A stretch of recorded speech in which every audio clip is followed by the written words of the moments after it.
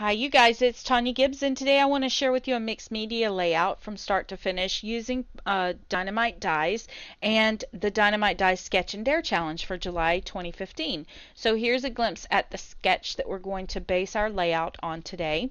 And details for the contest will be linked up in a blog post down below, so make sure you check out those details. Dynamites gives away a $25 gift certificate to a random chosen person who decides to participate.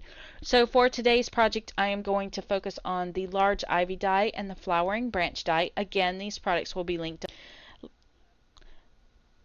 So let's go ahead and get started. I have two pieces of the Prima Fairy Bell paper. These are the La Ronde, which is the blue paper that you see me tearing, and then La Spa, which is the pink paper that's in the background. And I want a rough edge on this, so I've decided to just tear it right down the edge. Now I'm only going to add adhesive to right at the edge where it's torn. I'm going to kind of flick those edges up just a little bit so I get that nice texture, and then apply a thin bead of Scotch quick dry glue there along the edge. I'm not worrying about the whole piece of paper because I do want to trim away what is behind it that we're not using, and I'll show you how to do that in just a moment. Doodling is very popular these days on your projects, so I've decided that the dare for the Sketch and Dare challenge this month would be to doodle on your project. So I'm using a Sharpie pen here to add some doodles. I'm using a permanent pen because I'm going to continue to add mediums to this, and I want to make sure that nothing bleeds. Then I've taken it over to my sewing machine and I have stitched it right down that seam, and now I'm going to trim away the paper that's in the back, and this is going to give me a full 12 by 12 spread, but I'm not wasting any of the paper that would be hidden below. I can use it on another project. So now I'm just fanning out that. So this is a very neat way to do something super trendy for your layouts. Chipboard is super popular these days. So what I've done is I've taken the large ivy die and I've cut it from a piece of thin chipboard. I've actually done 4 cuts. What you saw me illustrating to you was that I took 2 of the cuts and glued them together, one on top of the other, and now I have 2 copies of that embellishment. So these are chipboard, but now they're a nice medium weight chipboard, and if you want these chipboard pieces to be thicker, you can always just keep adding layer after layer of your thin chipboard. And I wanted to illustrate a couple of things here. One, it's very easy to cut thin chipboard with these dies, but I would try to do this with something that is thick in design rather than one of the more spindly designs. So now I'm going to use the negative pieces of the chipboard as a stencil. So this is the Prima textural paste, and it is the white crackle paste. I'm going to apply a thin layer of this onto my project. The thicker you apply this, the bigger the cracks are going to be. So if you keep it super thin, you'll get a really nice thin crackle or small crackles. So we need this to dry on its own without a heat gun. So keep that in mind too. It's going to be something that I'm going to put to the side and work on other elements until this is dry. And as it dries, it shrinks and then it crackles. So I'm staying within the realm of this circle that I've drawn because this is where I want the focal points to be for my layout. I want to kind of focus on only staying in this region. So these are not all going to be visible. Some of these that I'm putting down at this stage may get covered up, but they still offer a really nice texture in my background should you see them through my embellishment clusters. So keep that in mind, and I hope I've given you a new way to look at your dies as well.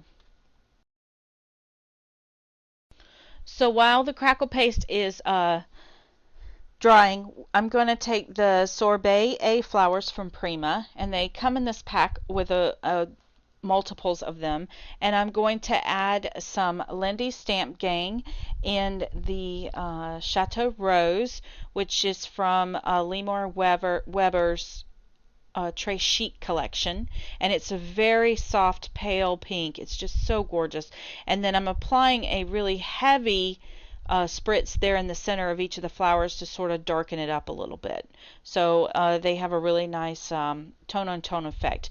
Now I'm coming back with the Lindy Stamp Gang Blazing Sun. This is a glit spray, and it only has the glimmer in it, no pigment in the color. So the color that I chose here was gold. The Blazing Sun is a gold color, and it offers a really nice golden sheen. The Chateau Rose is flat, so it does not have any shimmer in it at all. So that's why I chose that color.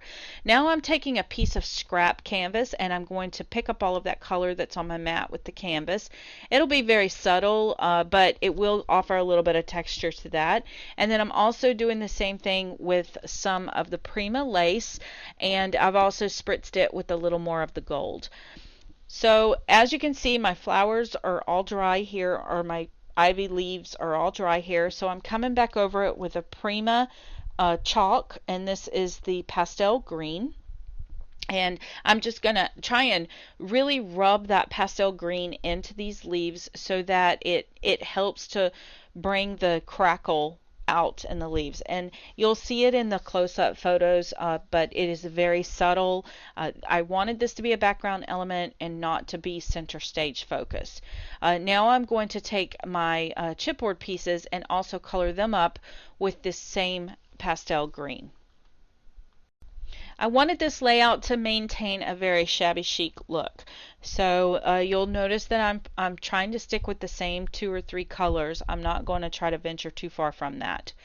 So now I've decided to go ahead and spritz all of my paper embellishment pieces with the Blazing Sun from Lindy Stamp Gang. That's going to give them a nice gold shimmer over the top. The paper pieces that you see here are cut out of the paper collection. These were from the Prima La Ronde. In our sketch, we had 3 huge roses in the center of our sketch, and I'm going to substitute out those roses for these paper embellishment pieces, and you can see them, the patterns there in the paper. Now I'm taking some of the Liquitex iridescent bright gold ink and splattering that around my circle. In the sketch there are some ink splatters as well. So I'm being very strategic. I'm trying very hard not to lead your eye away from the circle area. So as you'll notice, I am splattering a little on the outside of the circle, but I'm trying to maintain there in the center. So now I'm using the Prima chalk. This is the branch bark, and I'm using it as my ink on this Prima hexagon stamp, and I'm going to stamp that around in some areas. Again, in the sketch there were some little stamped faded text areas, and I'm substituting out this hexagon for that. Now I'm taking a piece of cheesecloth that has been tea stained, and I am spreading it there in the center, and that's just going to kind of help to be sort of like a bridge for all of these elements to kind of come together and offer another bit of texture. Now I'm taking some scraps from the Prima Fairy Bell collection. Some of these are from the 6x6 pads and some are from some of the 12x12s that I've had in my stash, and I'm going to start building out my embellishment cluster. I'm using foam tape to adhere these down and offer some dimension, so everything is at varying heights, and I really like the look of this. It gives a lot of depth. Like I said before, this is not going into a page protector. It will be hanging on my wall. So if you plan to put something like this into a page protector, I would recommend not using the foam tape, to just go with the elements as they are. If you notice that I have taken the large ivy die and I've only applied glue to the base of it, because I still want to be able to tuck some elements in around it as well. So as you can see, I've just added a little bit of stamping there to my my little scrap of canvas. I think embellishment clusters are an excellent way to thin out your scrap pile. So I typically try to go into that pile to look for elements that I can add here and there, just as to tuck in as layers.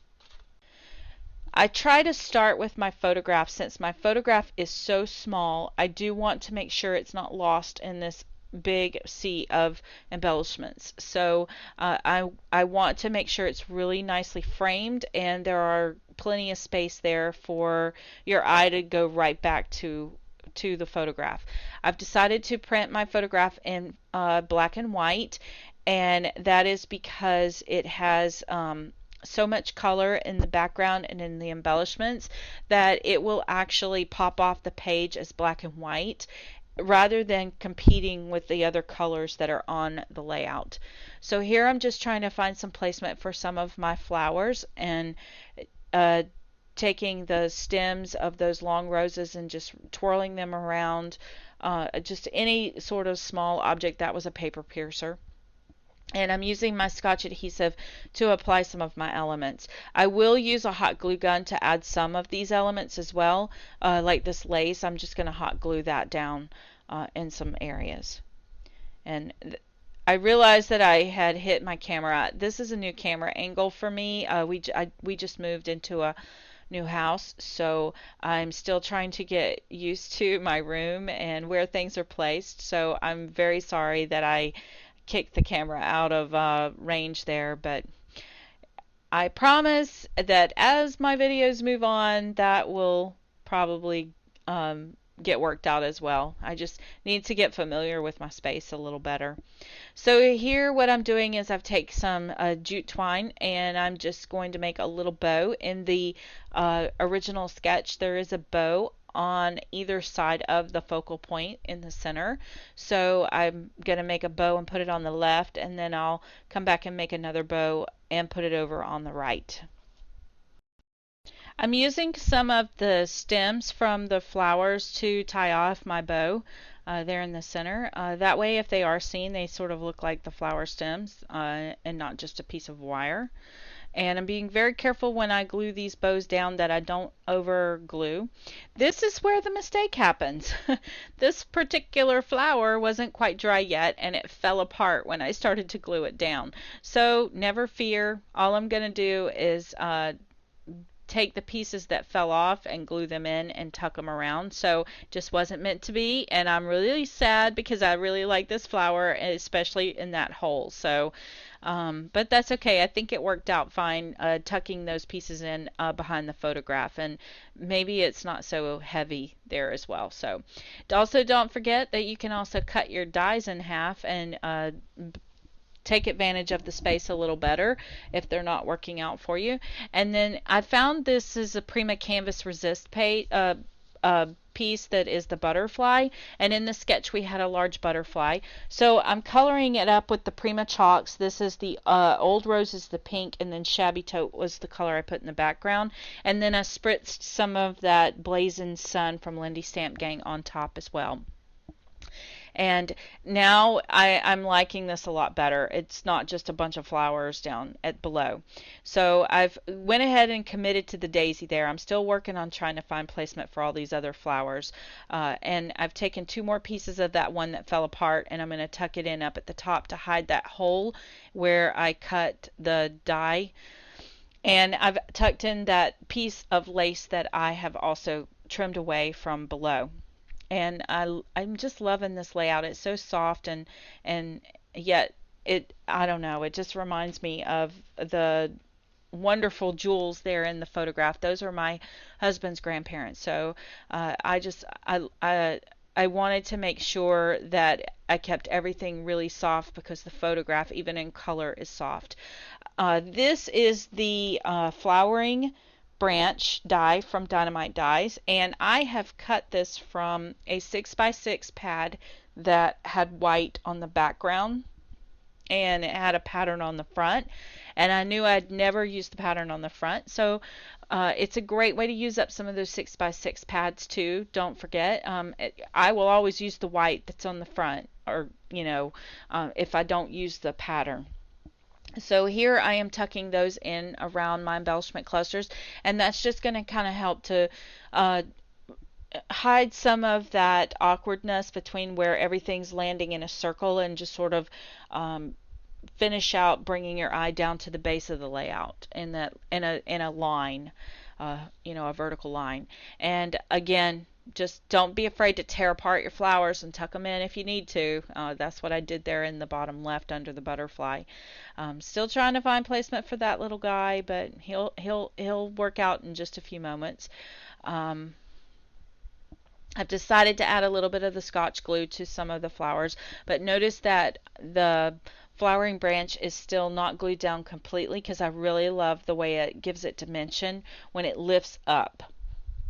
So once I get my flower clusters the way I want them to be, and you can really start to see this layout is coming together, and actually the doodled circle has really helped keep everything in a central focus area. Then I went through my little bowl of embellishments there and pulled out a pen nib from Tim Holtz, and this one says Memories, I believe, and I'm going to use it in the center of my butterfly, but I didn't like that harsh metal tone, so I've added a little gesso to it. While it dries, I'm just going to take some more of those little scrap pieces of paper and tuck them in around the edges there, just to kind of fill in and give some balance there behind the photograph. And it helps too whenever you're pulling out embellishments for your layouts and things to use, to pull out things that you know are more likely going to work with your layout. So that's why I have the bowl there, is to when I go through my scrap pile and start pulling out little pieces of elements, they get trapped there in that bowl, and then I'll remember to use them. So here is another small daisy that I'm going to add there to the center of that large ivy die, and that's just going to kind of help to fill in that little hole there. And now I've taken the shabby tote, and it's hard to see it, it's off to the right there, the shabby tote and a little bit of that Blazing Sun Lindy Stamp Gang, and put it onto that little pen nib. I'm going to allow that to dry on its own for just a few minutes while I continue to tuck in some elements around. And I think a lot of these elements are things that were in the scrap pile for this collection, and I probably will never use them on anything independently, so this is a great way to use them up. And I love how it gives a lot of depth to your layout, because even though you don't see the whole piece, here and there you'll see tucked in pieces of it everywhere, and I just love lots and lots and lots of layers. So here is a tag, a luggage tag that is in my stash, and I thought this would be a great way for me to write down my journaling. So I like the symmetry of what's going on here with the layout. So I've actually got one that was cut in half, and then I had one that was whole. So I'm going to use the small one that's cut in half behind the right side of the layout, and then this one I'm going to add my journaling to and tuck it in there on the left. And the reason I decided to do that way is because of the way the glue was. So this is a Prima charm that says love. I think it's from an older collection. It might be from the Songbird or something. I'm just going to take that scrap piece of twine you saw me cut off when I made the bows and tie that to the top of this charm. Since it has two loops on it, this is a great way to make the loops make sense. And then I'm going to add it to my layout with a little matte medium that I'm using over on the side, and I am going to add that up to the top of that embellishment cluster. So I'm tucking in the little eyelet that's on the base of that charm so it's hidden. So now I have another little charm piece that I came in the same set, and I wanted to use it up because it's like a little pot with flowers in it. So I found a garment pin. Again, didn't care for the metal color, so I'm adding a little bit of gesso to the top of that as well, all around, to just kind of tone down that metal look. And then I'm just going to attach it to the tag that has the journaling on it, and that will encourage someone to look at it and say, oh, maybe this is a pull tab. Let's pull it out and see what's below. And I decided to keep it from flouncing around. I was just going to add a little hot glue there to the back of it. Now I do want that hot glue to completely solidify and cool before I add it to my layout, because I don't want to glue it down. What I want it to do is to pull in and out. So, but I just didn't want the charm to be flipping all around. And I didn't want to glue the charm down because I like the look of it just dangling there. So now I'm going to add a few more details down here at the bottom. I didn't like the way that one little paper piece was just not quite meeting the edge. So to camouflage that, I'm just going to pull in a little bit of this netting at the bottom, and then I decided to go ahead and add a little touch of it there again at the top. I like it peekabooing out. We had originally started out with it there, and I had covered quite a bit of it up, so it's nice to have touches of it peeking out here and there. I have a little butterfly that was punched from the paper collection, so I'm just going to tuck him up there in the top cluster as well. I'm trying to build these layers out to reach the doodled edge of the circle. Like I said, I like a busy layout. I like lots of details, so I'm just filling in holes as I go. And here is that small rosebud that I tore off of the flower under the butterfly, so I'm going to just tuck it in there as well, and then try and find placement. My goal here is to use up all of the elements that were in that paper, that Prima flower bag, so that I don't have scraps left over, because I use my scraps constantly, but if I can avoid having them, that's even better. So here comes the jewelry of the layout. I've taken some Prima glass glitter and a little bit of matte medium and added it there to my palette, and I am just going to put that all in the little nooks and crannies around the layout, and I want it to sort of look like it's just dripping. This is my favorite technique, I think, of late. I have been adding this to a lot of my layouts, and I love the way it looks. And this is I think it's either the sterling silver or the gold rush Prima glass glitter, but I really love the look of it because in some ways it's super sparkly, some ways it's kind of dull, but I love the texture overall, and I love the way that it gives that little bit it's almost like a dew or something to the layout. And it does help to cover up some of these little nooks and crannies. I added a little bit to the center of that top butterfly, and then I'm going to come around the edge of the layout. So once I have all of my glitter in place, I'm going to come back with the gesso and just kind of scrape a little bit in there in some of those areas as well. It's just going to kind of add another little bit of something there and just sort of tone down some of the brassiness from some of the splatters that are there, and it just gives a nice foundation to everything in the background. It's just a light pale color wash. The gesso that is in this bottle is just a surface prep gesso, so it's a very thin, and it also has a really nice fluid feel to it, so whenever I added it, it really just is a wash. It's just going to add that little bit of shabby chic to everything that I wanted to pull out. And by touching the tops of the flowers, it just kind of adds a little bit of a texture there as well. So for my final touch, I'm just going to come back with some of that Blazing Sun from Lindy Stamp Gang and spritz it all around. And that's just going to kind of help everything to kind of come back together. I'm staying around the perimeter of my layout, and then I'm going to allow that to drip too as well. So here are the close-ups of the layout. You can really see how that glass glitter just adds that depth to this embellishment cluster and offers a really nice shadowed look. And then also look at how thick those large ivy dies are with the chipboard. Here's the final layout, and I hope you guys have enjoyed this production. Here is another glimpse of the sketch so you can get an idea of where we were going with this. I will put details to the contest down below, as well as the blog post links and all of that, the product lists, all of that will be in a blog post down below, so make sure you go check that out. Also, if you try some of these techniques that I've shared with you today, please hashtag following Tonya Gibbs in your social media. If you've enjoyed this production, please make sure you give me a thumbs up, leave me a comment, and share it with a friend.